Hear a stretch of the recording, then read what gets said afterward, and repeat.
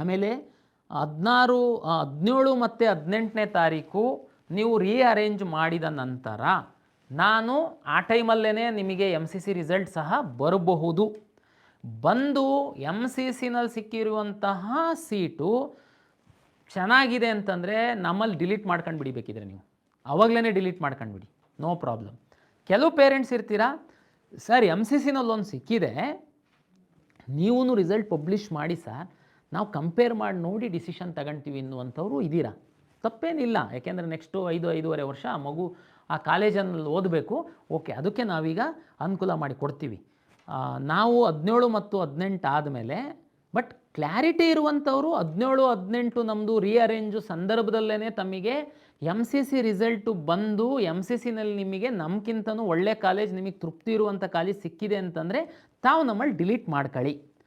Hold ಮಾಡಿರೋರು ನಿಮ್ಮ ಲಾಗಿನಲ್ಲಿ delete ಮಾಡೋದಕ್ಕಾಗಲ್ಲ. First ರೌಂಡಲ್ಲಿ hold ಮಾಡಿದ್ದೀರಲ್ವ, ನೀವು ಚಾಯ್ಸ್ 2 ಹಾಕಿ ಹೋಲ್ಡ್ ಮಾಡಿರೋರು ಲಾಗಿನಲ್ಲಿ ಡಿಲೀಟ್ ಮಾಡೋಕ್ಕೆ, ಚಾಯ್ಸ್ 2 ಬಿಟ್ಟು ಮೇಲಿಂದೆಲ್ಲ ಡಿಲೀಟ್ ಮಾಡ್ಬೋದು, ಆದರೆ ಚಾಯ್ಸ್ 2 ಅಲರ್ಟ್ ಆಗಿಬಿಡುತ್ತೆ ನಿಮಗೆ. ಆದರೆ ನಿಮಗೆ MCCದು ಈಗ ಸೆಕೆಂಡ್ ರೌಂಡ್ ರಿಸಲ್ಟಲ್ಲಿ ಚೆನ್ನಾಗಿರೋ ಕಾಲೇಜ್ ಸಿಕ್ಕಿದೆ, ನಾನು ಅದಕ್ಕೆ ಹೋಗಿಬಿಡ್ತೀನಿ, ಡಿಲೀಟ್ ಮಾಡ್ಕೊಳ್ಳಿ. ಬಟ್ ಉಳಿದವರು ಹೋಲ್ಡ್ ಮಾಡಿರೋರು ಮಾತ್ರ ತಾವು ನಮ್ಮ KEಗೆ ಬಂದು ರದ್ದು ಮಾಡಿಸ್ಕೊಳ್ಬೇಕಾಗುತ್ತೆ. ಬಟ್ ನಿಮಗೆ ಫ್ರೀಯಾಗಿ ರದ್ದು ಮಾಡಿಕೊಡ್ತೀವಿ. ತಾವು ಅಂಥವ್ರು ಯಾರಾದರೂ ಇತ್ತು ಅಂತಂದರೆ ಬಂದು ರದ್ದು ಮಾಡಿಸ್ಕೊಳ್ಬೋದು. ಇನ್ನು 2ನೇ ವರ್ಗದ ಪೇರೆಂಟ್ಸ್ ಹೇಳಿದೆ ಅಲ್ಲ ನಾನು, ಸರ್ ನೀವು ರಿಸಲ್ಟ್ ಪಬ್ಲಿಷ್ ಮಾಡಿ, MCC ಅವ್ರದ್ದು ರಿಸಲ್ಟ್ ಬರಲಿ, ನಾವು ಎರಡನ್ನೂ ಕಂಪೇರ್ ಮಾಡಿ ನೋಡಿ ನಾವು ಡಿಸಿಷನ್ ತಗೊಂಡು, ಓಕೆ, ನೋ ಪ್ರಾಬ್ಲಮ್. ನಾವು 17 ಮತ್ತು 18 ಆದಮೇಲೆ ನಾವು ನಮ್ಮ ಪ್ರಾವಿಷನಲ್, ಅಂತಿಮ ಪ್ರಾವಿಷನಲ್, ಈಗ 2 ಪ್ರಾವಿಷನ್ ಆಗೋಗ್ಬಿಟ್ಟಿದೆ, ನಿಮಗೂ ಕನ್ಫ್ಯೂಷನ್ ಆಗಿರುತ್ತೆ. ಎನಿವೇ ಇದು ಅಂತಿಮವಾಗಿ ನಾವು ಪ್ರಾವಿಷನಲ್ ರಿಸಲ್ಟನ್ನು ಪಬ್ಲಿಷ್ ಮಾಡ್ತೀವಿ. ಅಷ್ಟೊತ್ತಿಗಾಗಲೇ MCCದು ಬಂದಿರುತ್ತೆ, ನಮ್ಮದನ್ನು ನೋಡ್ಕೊಳ್ಳಿ. ಆವಾಗ ನಿಮಗೆ ಕ್ವಿಟ್ ಆಪ್ಷನ್ ಕೊಡ್ತೀನಿ. ಇದು ಮೊದಲೇ ನಾನು ಹೇಳಿದ್ದೆ ನಿಮಗೆ ಕ್ವಿಟ್ ಕೊಡ್ತೀನಿ ಅಂತ. MCC ಯಾಕೆಂದರೆ ಆ್ಯಕ್ಚುಲಿ ಹಿಂದೆಲ್ಲ ಇಲ್ಲಿ ಬಂದು ರದ್ದು ಮಾಡ್ಕೊಳ್ಬೇಕಾಗಿತ್ತು. ಬಟ್ ನಿಮಗೆ ಎಲ್ಲೆಲ್ಲೋ ಬೇರೆ ಬೇರೆ ರಾಜ್ಯದಲ್ಲಿ ಸಹ ಇರುವಂಥವ್ರು ಇರ್ತೀರಾ, ನಿಮಗೆ MCCನಲ್ಲಿ ಸಿಕ್ಕಿತ್ತು ಅಂತಂದರೆ ನಿಮಗೆ ಕ್ವಿಟ್ ಆಪ್ಷನ್ ಕೊಡ್ತೀನಿ. ನೀವು ನಮ್ಮಿಂದ ಕ್ವಿಟ್ ಆಗಿ ತಾವು ಹೋಗ್ಬೋದು. ಕ್ವಿಟ್ ಆಪ್ಷನ್ ಕೊಡುವಂಥದ್ದು ತಮಗೆಲ್ಲ ಗೊತ್ತಿರಲಿ, MCCನಲ್ಲಿ ಯಾರಿಗೆ ಸೀಟು ಸಿಕ್ಕಿರುತ್ತೆ ಅವರಿಗೆ ಮಾತ್ರ, ಉಳಿದವರಿಗೆ ಅಲ್ಲ. ಹಾಗಾಗಿ ನಾನೀಗ ಹೇಳ್ತಾ ಇರುವಂಥದ್ದು, ನಮ್ಮ ಕೌನ್ಸಿಲಿಂಗ್ ಪ್ರಕ್ರಿಯೆಯಲ್ಲಿ ಇರುವಂಥವರು ಆಪ್ಷನ್ ಎಂಟ್ರಿ ಮಾಡುವಂಥದ್ದು ಭಾಳ ಜಾಗರೂಕರಾಗಿ ಆಪ್ಷನ್ ಎಂಟ್ರಿ ಮಾಡಿ. ಇನ್ನೊಂದೀಗ ಕ್ವಿಟ್ ಆಪ್ಷನ್ ಆದಮೇಲೆ ನಾನೇನು ಮಾಡ್ತೀನಿ, ಕ್ವಿಟ್ ಆಪ್ಷನ್ ಆದಮೇಲೆ ಉದಾಹರಣೆಗೆ ಒಂದು 200 ಜನ ಯಾರಾದರೂ ನಮ್ಮಿಂದ ಕ್ವಿಟ್ ಮಾಡಿ ಹೋದರು, 100 ಜನ ಹೋದರು, 50 ಜನ ಹೋದರು, ಆ ಸೀಟ್ಗಳನ್ನು ಹಾಕ್ಕೊಂಡು ಮತ್ತೆ ನಾನು ರೀರನ್ ಮಾಡಿ 2ನೇ ಸುತ್ತಿನ ವೈದ್ಯಕೀಯ ಅಂತಿಮ ಫಲಿತಾಂಶವನ್ನು ನಾನು ಪ್ರಕಟ ಮಾಡ್ತೀನಿ. ಅವಾಗೊಂದು ವರ್ಗ ಬರುತ್ತೆ. ಈಗಲೇ ಎಚ್ಚರಿಕೆ ಕೊಡ್ತಾಯಿದ್ದೀನಿ, ಯಾರು ಅಂತಂದರೆ, ನಿಮಗೆ ಈಗ ನಾನು ಮಾಡುವಂತಹ ಮಾಕಲ್ಲಿ ಸೀಟ್ ಅಲಾಟ್ ಆಗಿರಲ್ಲ, ನೀವು ನಮ್ಮ ಸಿಸ್ಟಮ್ ಒಳಗಡೆ ಇದ್ದೀರಾ.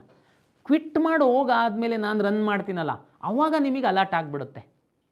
ಅಲಾಟ್ ಆಗುವಂಥದ್ದು ನಿಮ್ಮ ಆಪ್ಷನ್ ಇರುವಂಥ, ಆವಾಗ ನೀವು ಬರ್ಬಾರ್ದು, ಸಾರ್ ನನಗೆ ಆ ಕಾಲೇಜ್ ಸಿಗುತ್ತೆ ಅಂತ ಗೊತ್ತಿರಲಿಲ್ಲ, ಫೀಸ್ ಜಾಸ್ತಿ ಆಗಿದೆ, ನೀವು ಮಾಕಲ್ಲಿ ಇರಲಿಲ್ಲಲ್ಲ ಸರ್, ಹಾಗಾಗಿ ನನಗೆ ಸಿಗಲ್ಲ ಅಂತ ಅಂದ್ಕೊಂಡು ನಾನು ಸುಮ್ಮನಿದ್ದೆ. ನೋ, ಯಾವಾಗಲೂ ನೀವು ಸಿಗಲ್ಲ ಅಂತ ಅಂದ್ಕೊಳಕ್ಕೆ ಹೋಗಬೇಡಿ. ನನಗೆ ಸಿಕ್ಕೇ ಸಿಗುತ್ತೆ, ಸಿಕ್ಕಿದರೆ ನಾನು ಈ ಕಾಲೇಜಿಗೆ ಹೋಗ್ತೀನಿ ಅಂದರೆ ಮಾತ್ರ ನೀವು ಆಪ್ಷನ್ ಎಂಟ್ರಿ ಮಾಡಿ. ದಯಮಾಡಿ, ಇದು ಮೊನ್ನೆ ಇಂಜಿನಿಯರಿಂಗದ್ರಲ್ಲಿ ಎಕ್ಸ್ಪೀರಿಯನ್ಸ್ ಆಗಿದೆ. ವಿಶೇಷವಾಗಿ ಕೆಲವು ಯೂಟ್ಯೂಬ್ ಚಾನಲ್ ಅವರಿಗೆ ಸಹ ಧನ್ಯವಾದಗಳು ಕರ್ನಾಟಕ ಪರೀಕ್ಷಾ ಪ್ರಾಧಿಕಾರದಿಂದ. ಯಾಕೆ ಅಂತಂದರೆ ಕೆಲವು ಎಲೆಕ್ಟ್ರಾನಿಕ್ ಮಾಧ್ಯಮದಲ್ಲಿ ಬಂದುಬಿಟ್ಟು ಅವರಿಗೆ ಲೀಡಿಂಗ್ ಕ್ವಶನ್ಸ್ ಕೇಳಿ ಅವರು ಏನು ಹೇಳ್ತಾರೆ ಅದನ್ನು ಪಬ್ಲಿಷ್ ಮಾಡಿದರು. ಬಟ್ ಆದರೆ ನಮ್ಮ ಕೌನ್ಸಿಲಿಂಗ್ ಪ್ರಕ್ರಿಯೆಯನ್ನು ಚೆನ್ನಾಗಿ ಅರ್ಥ ಮಾಡ್ಕೊಂಡು ತಾವು ಪೇರೆಂಟ್ಸಿಗೆ ಎಜುಕೇಟ್ ಮಾಡ್ತಿರುವಂತಹ ಯೂಟ್ಯೂಬ್ ಚಾನಲ್ ಅವರು ತಾವು ಭಾಳ ಸವಿವರವಾಗಿ ಬ್ರೀಫ್ ಮಾಡಿದ್ದೀರ. ನಾನು ಕೆಲವು ಇವ್ರದ್ದು ನೋಡಿದೆ, ನನಗೆ ಯಾರಾದರೂ ಕಳಿಸಿದ್ರು. ಯಾಕೆಂತಂದರೆ ನಮ್ಮದು ಪಾತ್ರ ಏನೂ ಇರಲ್ಲ. ಅವರು ಹೇಳ್ತಾರೆ, ನಮಗೆ ಆಪ್ಷನ್ನು ನಾವು ಹಾಕೇ ಇರಲಿಲ್ಲ, ನಮಗೆ ಸಿಕ್ಬಿಟ್ಟಿದೆ. ನಾನು ಒಂದು ಅದೇ ಟಿ ವಿಯವರಿಗೆ ನಾನು ಚಾಲೆಂಜ್ ಸಹ ಮಾಡಿದೆ, ಯಾರಾದ್ರೂ ಬಂದು ನನಗೆ ಪ್ರೂವ್ ಮಾಡಿದರೆ ನಾವು ಆಪ್ಷನ್ ಹಾಕಿಲ್ಲದನ್ನು ನಾನು ನಿಮಗೆ ಕೊಟ್ಟಿದ್ದೀನಿ ಅಂತಂದರೆ 5 ಟೈಮ್ಸ್ ಪೆನಲ್ಟಿ ಅವ್ರು ಕೊಡೋದು ಬೇಡ, ನಾನೇ 5 ಟೈಮ್ಸ್ ಅವ್ರಿಗೆ ಕೊಟ್ಟು ಕಳಿಸ್ತೀನಿ, ನನ್ನ ಸಿಸ್ಟಮ್ ಮೇಲೆ ನಂಬಿಕೆ ಇದೆ ಅಂತ.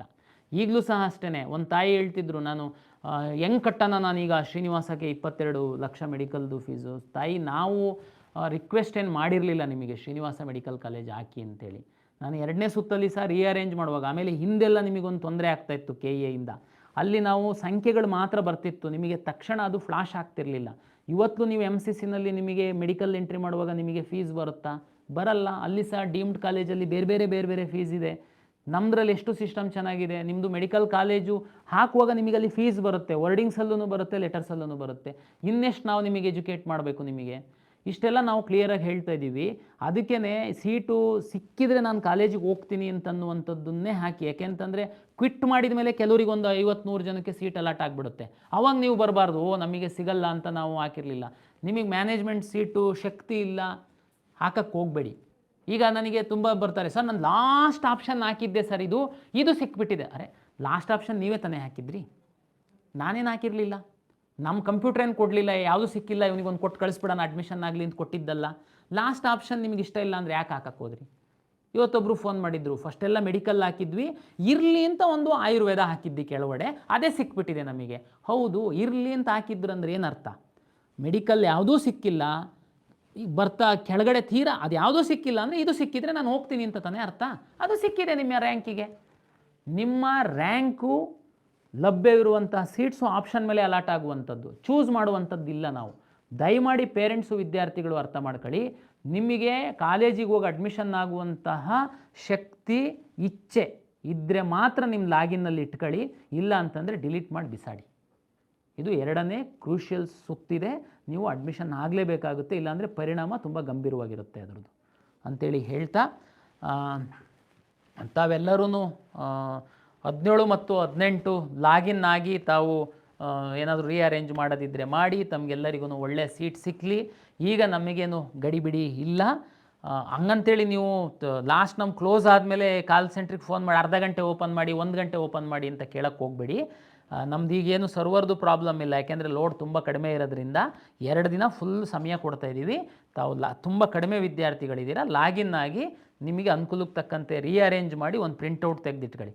ಆಮೇಲೆ ಕೆಲವ್ರು ಹೆಂಗೆ ಅಂತಂದರೆ ಹೋದ ರೌಂಡಲ್ಲಿ ರೀಅರೇಂಜ್ ಮಾಡೋದಕ್ಕಿಂತ ಮೊದಲು ಪ್ರಿಂಟ್ ತೆಗೆದಿರೋದನ್ನು ತಗೊಂಡೋಗಿ ಅಲ್ಲಿ ಇಲ್ಲಿ ತೋರಿಸೋದು. ನೋಡಿ, ನಾನು ರೀಅರೇಂಜ್ ಮಾಡಿದ್ದನ್ನು ತೋರಿಸಂಗಿಲ್ಲ, ತೋರಿಸಿ ನೋಡಿ ನಾನು ಮಾಡಿಲ್ಲದನ್ನು ಇಂಜಿನಿಯರಿಂಗಲ್ಲಿ ವಿಶೇಷವಾಗಿ ನೋಡಿ ನಾನು ಆಕೆ ಇಲ್ಲದ ಕಾಲೇಜ್ ಬಂದಿದೆ ಅಂತ.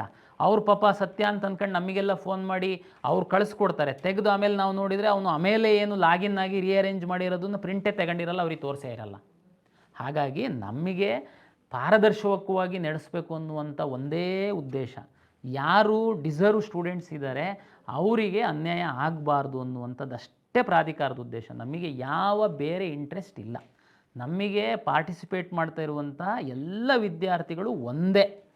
ಅವ್ರು ಯಾರು ನಮಗೆ ಒಬ್ಬರು ಜಾಸ್ತಿ ಒಬ್ಬರು ಕಡಿಮೆ ಏನೂ ಇಲ್ಲ. ಹಾಗಾಗಿ ನಮಗೆ ಯಾರಿಗೋ ಒಬ್ರಿಗೆ ಅನುಕೂಲ ಮಾಡುವಂಥದ್ದು ಆ ಥರದ್ದೇನೂ ಇರಲ್ಲ. ಹಾಗಾಗಿ ದಯಮಾಡಿ ನಮ್ಮ ಸಿಸ್ಟಮನ್ನು ನಂಬಿ ತಾವು ಸಹಕಾರ ನೀಡಿ ಸಮಯವನ್ನು ಪಾಲನೆ ಮಾಡಿ ಒಳ್ಳೆಯ ಒಂದು ಸೀಟು ತಮಗೆ ಸಿಕ್ಕಲಿ ಅಂತೇಳಿ ಹೇಳ್ತಾ ಎಲ್ಲರಿಗೂ ಮತ್ತೊಮ್ಮೆ ನಮಸ್ಕಾರಗಳು.